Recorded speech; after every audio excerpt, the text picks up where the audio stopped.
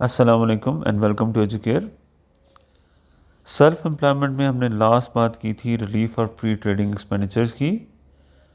So next is small unincorporated business. In the small unincorporated business you can choose either cash basis or accrual basis. Cash basis can be chooses if the annual cash receipt is up to 1,50,000 कि अगर आपके पास annual cash receipt 1,50,000 pound तक है तो आप choose कर सकते हैं कि कैश बेसिस पे प्रॉफिट की कैलकुलेशन की जाए। और once you have chosen your cash basis you can continue to use the cash basis कि जब तक आपकी कैश रिसिप्ट 3 लाख तक नहीं हो जाती। सो आपने चूज़ कर लिया कि आपने कैश बेसिस को फॉलो करना है तब कि जब आपकी एनुअल कैश रिसिप्ट 1,50,000 तक थी, तो लेटर ऑन अगर ये 1,50,000 से इंक्रीज़ हो जाती हैं, बढ़ जाती हैं, तब भी जब तक इनकी amount 3 lakh annual cash receipt की अमाउंट 3 लाख तक नहीं होती, you can continue to choose cash basis. But remember that कि अगर क्वेश्चन में कुछ भी मेंशन नहीं है then you have to follow the accrual basis for F6 ACC exam. अगर क्वेश्चन में you have not been mention to follow either cash basis or accrual basis तो आपने एक्रूअल बेसिस पे कैलकुलेशन करनी है। Under cash basis only cash receipt and payments are considered. सिर्फ cash receipt और payment consider की जाती हैं। Accounts can be prepared to any date. No distinction is made between capital and revenue expenditure. Capital allowance फिर सिर्फ और सिर्फ cards पे अवेलेबल होते हैं और flat rate expense deduction claim की जा सकती है कैपिटल अलाउंस की जगह।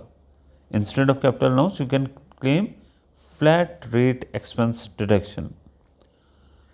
जबकि स्ट्रक्चर एंड बिल्डिंग अलाउंस वो भी क्लेम किया जा सकता है।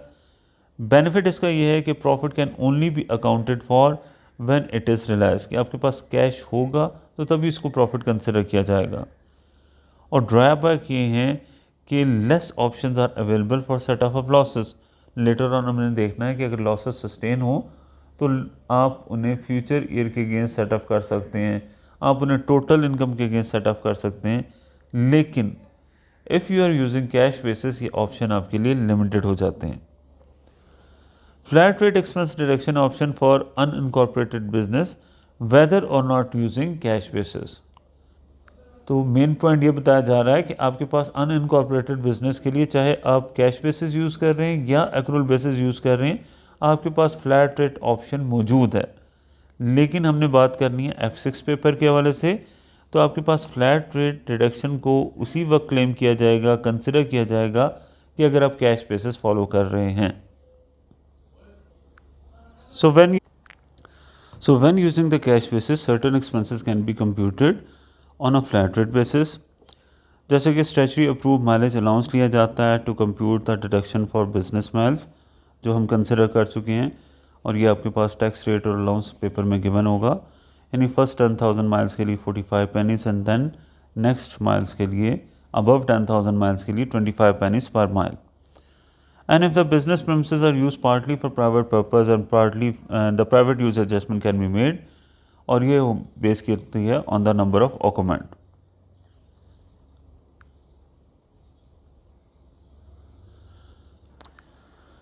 So for the better understanding of flat rate expenses application और कैश बेसिस पे हम कैसे कैलकुलेशन करते हैं, एक्रूअल बेसिस पे कैसे कैलकुलेशन करते हैं, this is an example test your understanding 5 from the Kaplan study text.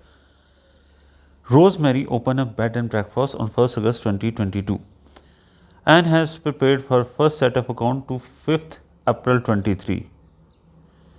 Her accountant prepared her statement of profit and loss for the period ended 5th April 23 as follows. Remember, careful reading जो है ना बहुत important है ताकि आप कोई भी point miss ना करें और प्रॉपरली अंडरस्टैंड कर सकें कि क्या इन्फॉर्मेशन गिवन है और क्या आपको फाइंड आउट करना है। अब इसके बाद आपके पास revenue, cost of sales, gross profit, depreciation, car expenses, other expenses जिनके साथ मेंशन है ऑल अलाउएबल, ये सब गिवन है और नेट प्रॉफिट कैलकुलेटेड है 11,165। फर्स्ट पॉइंट में बता रहे हैं कि रेवेन्यू में 6,575 वो अमाउंट है which is still receivable at 5th April 23। Rosemary paid 80% of her purchases by 5th April and remainder in June 23. कोई क्लोजिंग इन्वेंट्री नहीं है। Rosemary lives with her husband at the bed and breakfast and 4900 of the cost relates to their personal use. Depreciation charge relate करती है fixer and fitting से, bought in the period for 9000, और car जो purchase की है 1 अगस्त 2022 को।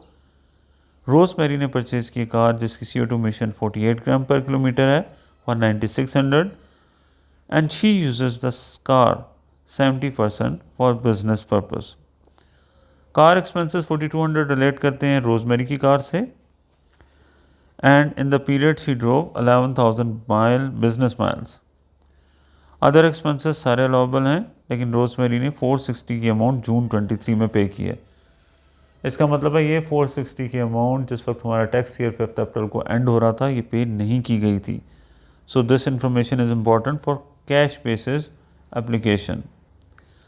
Apart from this mention कर रहे हैं cash basis private use adjustment to occupant की वो 8 मंथ्स की 4000 है।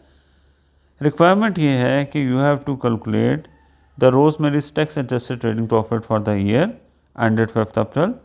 फर्स्ट पार्ट में ये क्या है कि she uses the normal accrual basis of accounting and claims capital allowance of 9806 in respect of fixture fitting equipment and car. तो आपने नॉर्मली एक्रूअल बेसिस को फॉलो करते हुए फाइंड आउट करना है कि what is Rosemary's tax adjusted trading profit. So if you have been asked to calculate the tax adjusted trading profit, तो accounting profit से आपने स्टार्ट करना है, मींस नेट प्रॉफिट से, and net profit in this question is given to you as 11,165. This is the amount of net profit that is given to you in the question 11,165, because हम net profit से tax adjusted trading profit calculate करेंगे। सो अब इस सिलसिले में जो भी disallow expenditure हैं उन्हें ऐड बैक कर दिया जाएगा। सो सबसे पहले डिसअलाउ एक्सपेंडिचर में आपके पास आ जाती है डिप्रिसिएशन। अकाउंटिंग डिप्रिसिएशन को कभी भी टैक्स अथॉरिटीज़ एक्सपेंस कंसिडर नहीं करती, तो that depreciation would be added back and that is given as 2500। इसके अलावा एडजस्टमेंट वाइज अगर हम कंसिडर करें 2500 की डिप्रिसिएशन ऐड कर दी। फर्स्ट एडजस्टमेंट में ये मेंशन कर रहे हैं कि Rosemary lives with her husband at the bed and breakfast and 4900 of the cost relate to the personal use. Remember, tax adjusted trading profit calculate करते वक्त जो भी प्राइवेट यूज़ एडजस्टमेंट है उसे ऐड बैक कर दिया जाता है।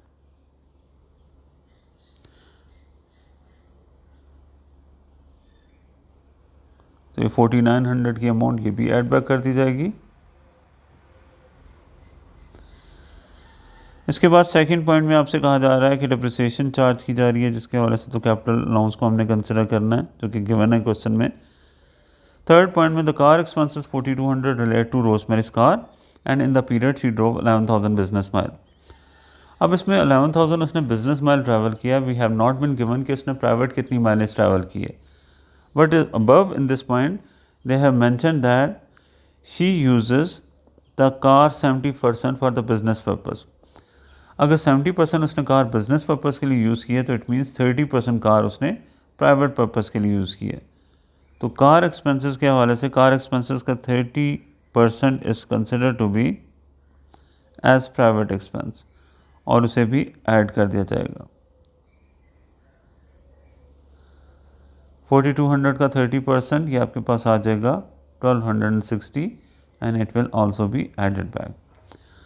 दैन इसके बाद आपके पास अदर एक्सपेंसेस के हवाले से अगर हम कंसिडर करें तो अदर एक्सपेंसेस के साथ मेंशन है ऑल अलाउेबल। क्या वर्डिंग मेंशन है? All allowable.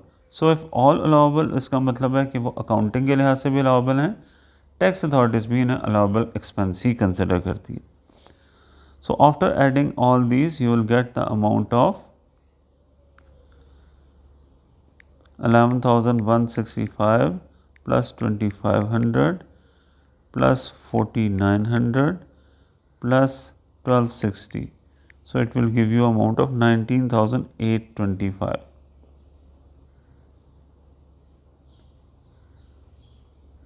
और इस अमाउंट में से आप कैपिटल लॉस लेस कर देंगे, जो कि कैपिटल लॉस आपको गिवन है 9806। सो कैपिटल लॉस से डिडक्ट करेंगे,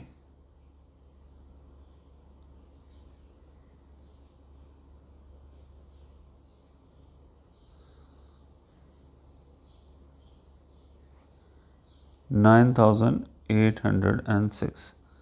So after deducting this, you will get the amount of 10,019, and that is said to be tax adjusted trading profit.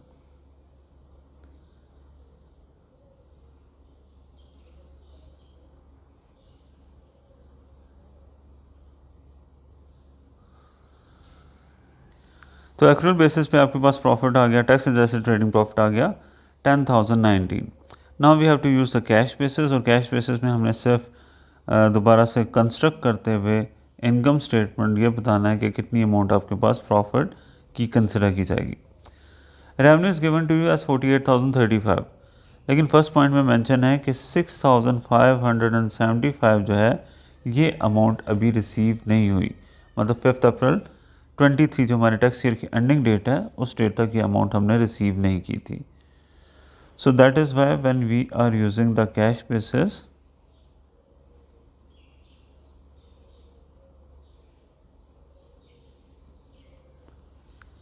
तो रेवेन्यू रिकॉर्ड किया जाएगा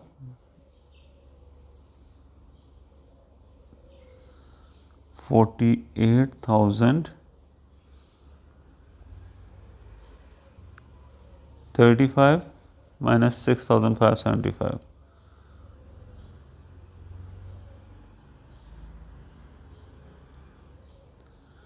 So revenue that is recorded is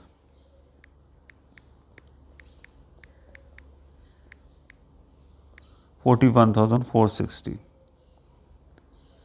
cash में जो revenue receive किया वो आ गया आपके पास 41,460. अब इसमें से हमने लेस करने हैं cost of sales. Cost of sales के हवाले से आपको सेकंड एडजस्टमेंट में बताया गया है, नहीं फर्स्ट एडजस्टमेंट में बताया गया है, Rosemary paid 80% of our purchases. So 80% इसने पे कर दिए हैं. टोटल फूड एंड यूटिलिटीज़ की कॉस्ट ऑफ सेल्स 15,670 है. सो आपके पास कॉस्ट ऑफ सेल्स के नाम से आप जो डिडक्ट करेंगे या फूड और यूटिलिटीज़ के नाम से जो अमाउंट डिडक्ट की जाएगी that is 80% of 15,670. So 80% of 15,670 क्या आ जाएगा आपके पास, दैट विल बी 12,536.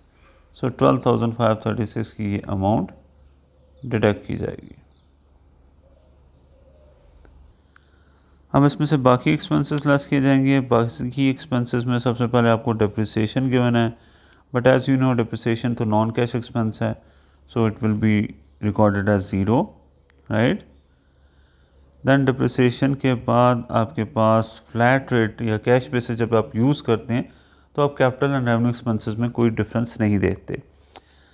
तो इस हवाले से जो भी आपने फर्नीचर फिक्सचर एंड इक्विपमेंट ख़रीदा था 9,000 का, वो एज इट इज़ डिडक्ट कर दिया जाएगा, राइट. सो ये 9,000 की अमाउंट आपकी डिडक्ट कर दी जाएगी कैपिटल एक्सपेंडिचर के तौर पे.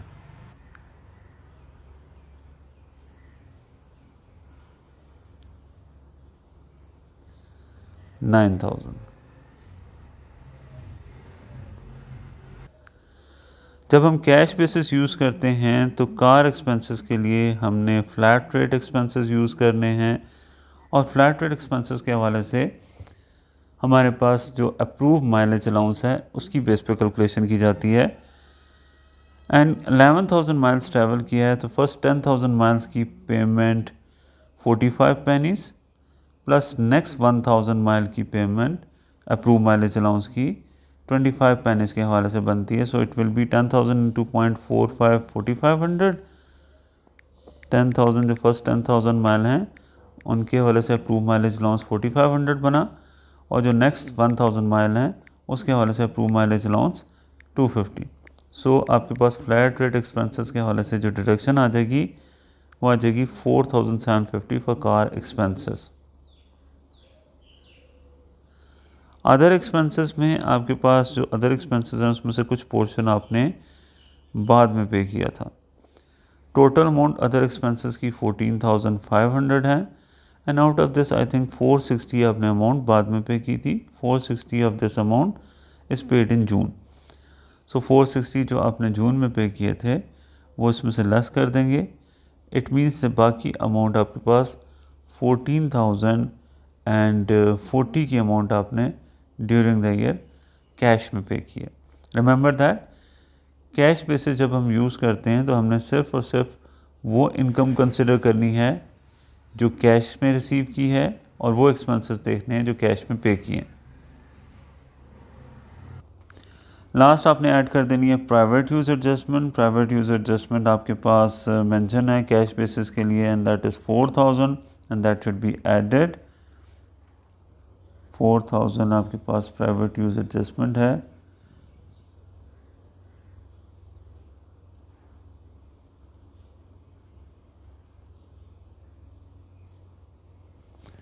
So after doing this you have to calculate what is the amount of profit. It is 41,460 minus 12,536. then depreciation nil है। कैपिटल एक्सपेंडिचर 9,000 डिडक्ट करने हैं। Car expenses 4,750 and other allowable expenses 14,040। So after that you have 1134 amount plus इसमें कर देंगे private use adjustment 4,000 की and you will get the amount of 5,000 in fact 5,134 as net profit on cash basis, or you can say it as tax adjusted trading profit. So that is how it has to be calculated. So this is the application of accrual based expenses as well as cash based expenses.